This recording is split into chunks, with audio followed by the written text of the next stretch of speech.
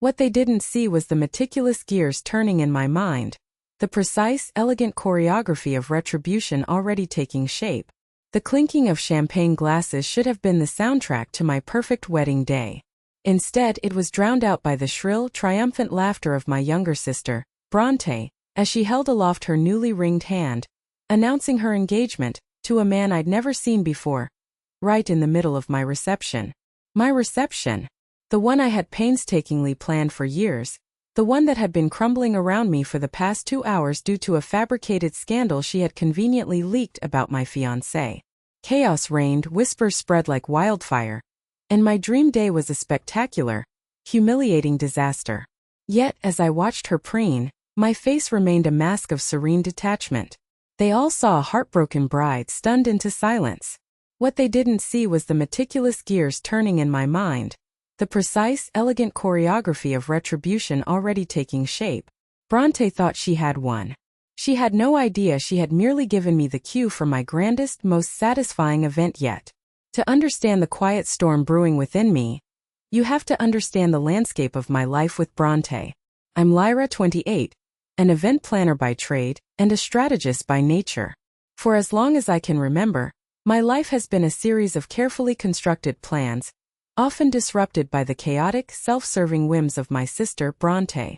She's 26, and her entire existence revolves around being the center of attention. When we were little, if I drew a flower, she'd draw a whole garden and declare hers was better. If I got a good grade, she'd somehow score higher on a less important test and make sure everyone knew. The accidental wearing of a more elaborate dress to my prom? That was classic Bronte. I'd spent weeks finding the perfect, elegant black gown. She showed up in a shimmering fuchsia ball gown, claiming she just found it in the back of the closet, and it looked so cute. She knew exactly what she was doing. The unintentional acceptance into the one university I desperately wanted, despite barely studying? I'd pulled all-nighters, prepped for months for that interview. Bronte decided last minute to apply, winged the interview, and got in. Our parents, bless their hearts, just beamed, saying, "Oh, Bronte, you're just so naturally gifted. Lyra dear, don't worry. There's always another university." She'd even help me with school projects, only to subtly alter my work, then take full credit for the success. I, the elder sister, was always the sensible one, the responsible one, perfect for cleaning up Bronte's messes and celebrating her triumphs, never my own. It felt like my identity was defined by being the quiet, capable shadow to her dazzling, chaotic light. I learned early on to suppress my own desires, to prioritize peace over conflict, to swallow my frustrations with a polite smile. But that suppression, that quiet endurance, was building a formidable pressure behind the calm facade. My wedding, however, was supposed to be different. It was my meticulous masterpiece, a culmination of years of dreaming and professional expertise. I'd poured my heart and soul into every detail, every petal, every thread. From the artisanal floral arrangements, hand-selected for their delicate hues and rare fragrances, to the custom-designed menu featuring ingredients sourced from small local farms, every element was a reflection of my vision, my passion. The string quartet was booked a year in advance, the lighting designed to perfectly illuminate the historic venue. The seating chart a puzzle I'd solved with surgical precision to ensure everyone felt comfortable and cherished. This wasn't just a wedding.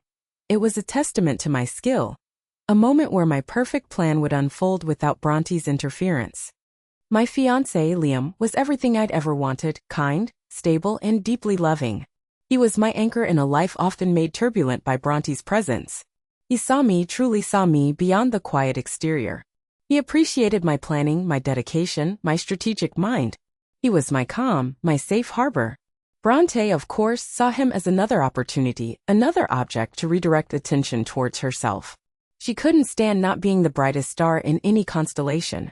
Days before the wedding, the first tremor hit.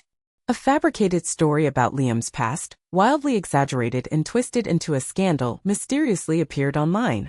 It wasn't just a vague rumor, it was a specific, malicious lie about a non-existent business deal gone wrong, involving fabricated documents and anonymous quotes painting Liam as dishonest and manipulative.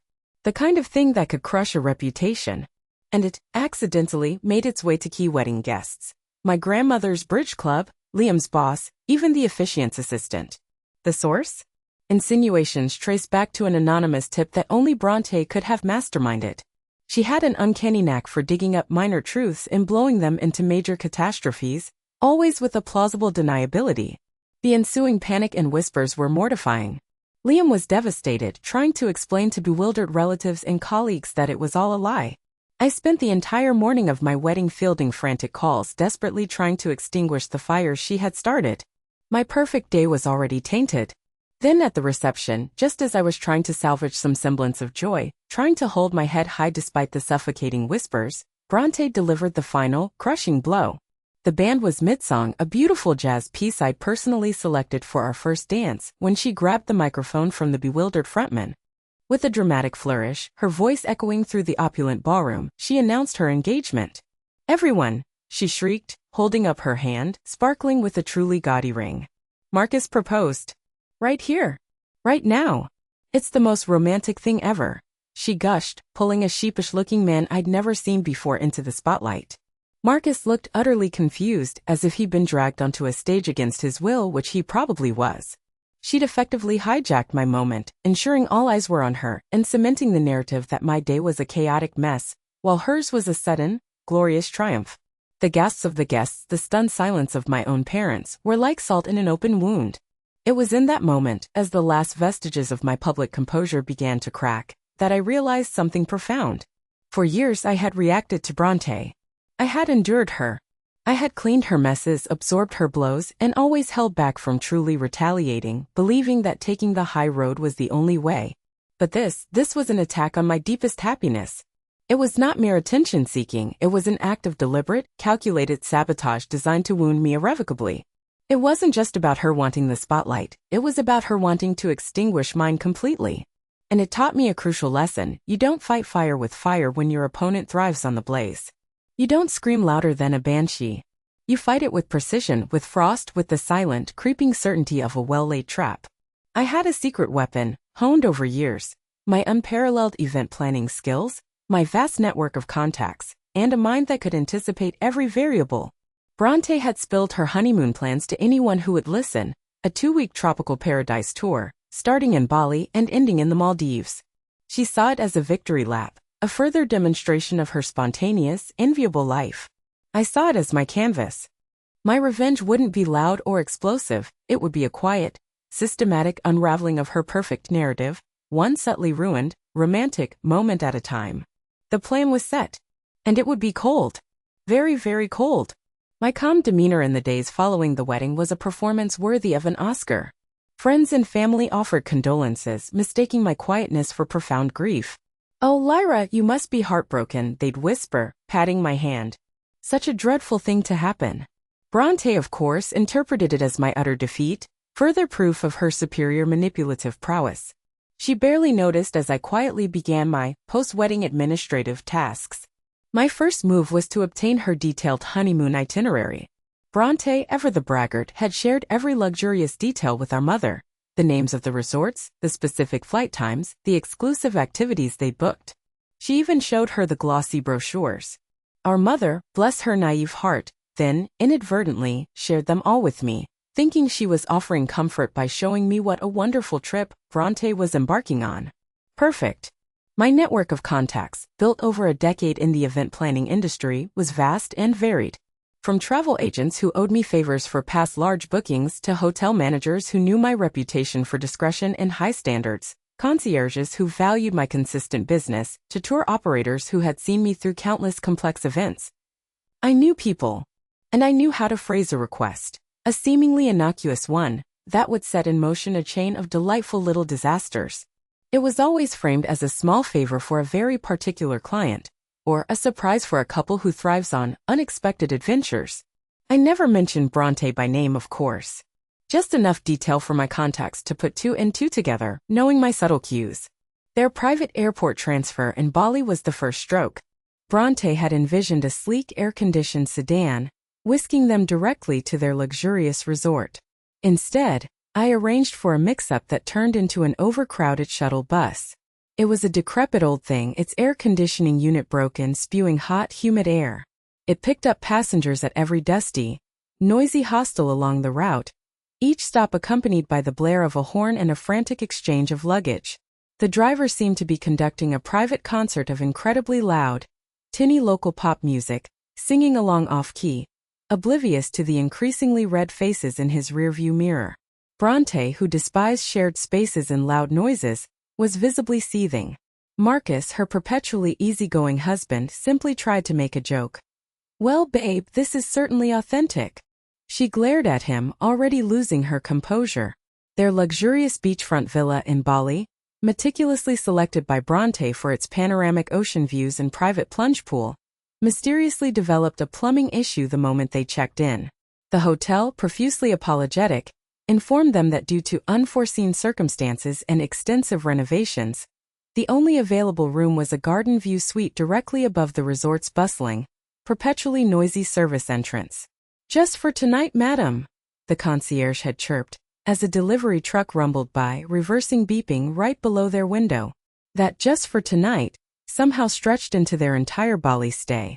The suite was fine, even nice, but the constant clatter of cutlery, the shouts of staff, the smell of kitchen grease, and the incessant revving of scooters from dawn till late night, chipped away at Bronte's serenity. She complained incessantly, but the hotel staff, thanks to a few discreet calls from my end, remained unhelpfully apologetic, always offering an upgrade that never materialized. Their private romantic sunset cruise was rescheduled last minute due to an unforeseen equipment malfunction, forcing them onto a crowded party boat. This wasn't some gentle sailboat. It was a multi-level monstrosity, complete with booming techno music, a wildly enthusiastic MC, and an endless supply of neon-colored cocktails. The air was thick with cheap perfume and suntan lotion, the deck packed with jubilant tourists dancing wildly. Bronte, who dreamed of quiet moments and elegant experiences, found herself trapped amidst strangers, trying to shout over the thumping bass, while Marcus, ever the good sport, started doing the Macarena with a group of Australian backpackers. I had, of course, subtly informed my contacts about Bronte's aversion to crowds and loud music, describing it as a surprise for a very particular couple who enjoys vibrant cultural immersion. Each hiccup was just plausible enough to be written off as bad luck or a minor oversight by the travel agency. Bronte complained, of course, her voice growing increasingly shrill, but Marcus simply shrugged it off. "It's an adventure, babe. You know, character building." Lyra's silence was interpreted by Bronte as continued pain, fuel for her self-congratulation. Little did she know, it was the sound of a perfectly tuned engine purring, preparing for its next calculated move. I heard snippets from our mother, who received daily, increasingly frantic updates from Bronte. The private tour of the temples? They swapped it for a shopping trip to a market full of knockoffs. My romantic cooking class? It was held in a public kitchen, and I had to share a stove with a screaming baby. I could almost hear the steam coming out of her ears over the phone. I merely nodded sympathetically when my mother relayed these woes, perhaps even suggesting, "Oh dear, perhaps they just weren't meant for that kind of travel, Mom. Some people are just unlucky." The climax of my carefully orchestrated symphony of minor annoyances came during their stay in the Maldives. Bronte had raved about the exclusive overwater bungalow and the unforgettable private dining experiences. This was her grand finale, the jewel in her crown. I naturally had made a few calls to the resort manager, a contact I'd leveraged for a high-profile corporate retreat a few years back. Their serene, uninterrupted ocean views were now interrupted. Directly in front of their bungalow, a small, noisy dredging operation had unexpectedly begun, extending offshore. It wasn't a massive industrial dredge, but a continuous, irritating hum, occasionally punctuated by the clank of machinery and the hiss of hydraulics. It kicked up sediment, turning the crystal-clear turquoise waters into a murky green haze for the duration of their stay. The resort manager, after my very specific, polite, and well-compensated request about a special project for a very particular guest who appreciates unique environmental experiences, had assured me it was an unforeseen but vital maintenance operation. Their first romantic candlelit dinner on the beach was relocated due to weather concerns, even though the sky was perfectly clear, adorned with a million stars. I had subtly suggested that the resort's most popular, if sometimes boisterous area would be suitable. They were moved to a less private, dimly lit corner next to the resort staff entrance, where the occasional delivery truck rumbled by, headlights flashing, and the murmur of staff conversations wafted over from their break area. And the candles? They kept guttering out in the non-existent breeze. Bronte, of course, threw a fit. Marcus, bless his soul, just tried to make light of it. Look, darling, it's just like dinner and a show. You get to see behind the scenes. The moment of true revelation, however, wasn't public, it was intensely private and utterly satisfying. Bronte by this point was livid, her normally suntan face blotchy with fury. She called me, not to gloat, but to complain. She was on the verge of tears, her voice raw with frustration. Lyra, you would not believe this trip. Everything is going wrong. It's like the universe is conspiring against me. Our hot air balloon ride was diverted to a sewage plant. Our couple's massage was a group session, and now there's a dredger outside our bungalow. It's supposed to be our honeymoon. Marcus says I'm just being dramatic, but I swear, someone is doing this. Her voice was shrill, teetering on the edge of a full meltdown. I listened patiently, my voice calm, almost sympathetic. Oh, Bronte, I said, a faint, knowing smile playing on my lips, a smile she couldn't see, but one that resonated with the quiet triumph in my tone. That sounds absolutely dreadful. Truly. But you know, darling, sometimes when you take shortcuts or don't respect the details or perhaps trample on someone else's meticulously planned moment, things just unravel. Life, much like a perfectly planned event, has a way of balancing itself out. Perhaps it's just a reminder that not everything can be manipulated for your benefit. And that some debts, even unspoken ones, always come due. I paused, letting my words hang in the air for just a beat longer than necessary. Anyway, I hope you managed to find some peace. There was a pregnant pause. A silence so profound I could almost hear the click as the pieces of the puzzle, the 100 little indignities, the impossible coincidences, fell into place in her mind. Her next words were a choked whisper, barely audible above the faint static on the line. You did this, didn't you? I simply hummed softly, a low, contented sound. I'm not sure what you're talking about, Bronte. I've just been quietly dealing with my own disappointments. But I do hope the rest of your trip is memorable. And then I gently hung up the phone. The satisfaction was exquisite. Not loud, not public, but deeply, profoundly, hers alone to bear. The universe, or at least a very capable event planner, had indeed balanced itself out. The fallout was a slow-burn masterpiece. Bronte's honeymoon was completely ruined, not by any grand gesture, but by 1,000 tiny cuts. Her relationship with Marcus, which had seemed so effortlessly perfect, began to show significant cracks. The constant stream of bad luck chipped away at his patience, and Bronte's increasingly paranoid accusations that someone was sabotaging her trip made her seem irrational and self-absorbed. She'd lash out at him, convinced he wasn't taking her seriously, while he just wanted to enjoy the trip he'd paid for.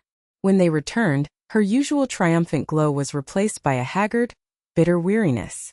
Her skin looked dull, her eyes perpetually tired. The honeymoon glow was conspicuously absent. She attempted to accuse me to our family, launching into wild, tearful tirades about how I must have orchestrated her misfortunes. It's Lyra. She did it. She called the hotels, she changed our flights, she hired that dredger. My parents, already exhausted by Bronte's theatrics, looked exasperated. I meanwhile maintained my innocent, sympathetic stance. Bronte, darling, I'm so sorry your trip was difficult. You know I'd never wish ill on anyone, especially not my own sister. But to suggest I had anything to do with it? That's quite a leap. Perhaps you just had some really, really bad luck? Or maybe the universe just had other plans for your perfect escape. My calm rationality, contrasted with her frantic, exaggerated complaints, made her seem truly unhinged. The family, who had always indulged her theatricality, mistaking it for charming spontaneity or passionate sensitivity, began to look at her with a new, critical eye. They started to see her inherent selfishness, her inability to take responsibility, and her tendency to turn every situation into a drama where she was the perpetual victim. My mother, for the first time, turned to me after one of Bronte's outbursts and said, "You know, Lyra, you've always been so steady. So reasonable." It wasn't an apology for the past, but it was an acknowledgement, and it felt like a seismic shift. They saw the stark contrast between my quiet strength and her loud, self-pitying unraveling. Marcus, disillusioned and tired of Bronte's constant drama, began spending more time away from her. The whispers about my ruined wedding day were replaced by hushed conversations about Bronte's disastrous honeymoon and her increasingly difficult personality. Their friends started avoiding her calls, put off by her unending complaints and self-absorption.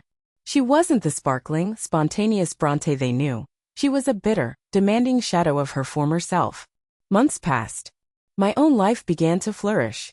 The unfortunate incident at my wedding, while initially devastating, had inadvertently freed me.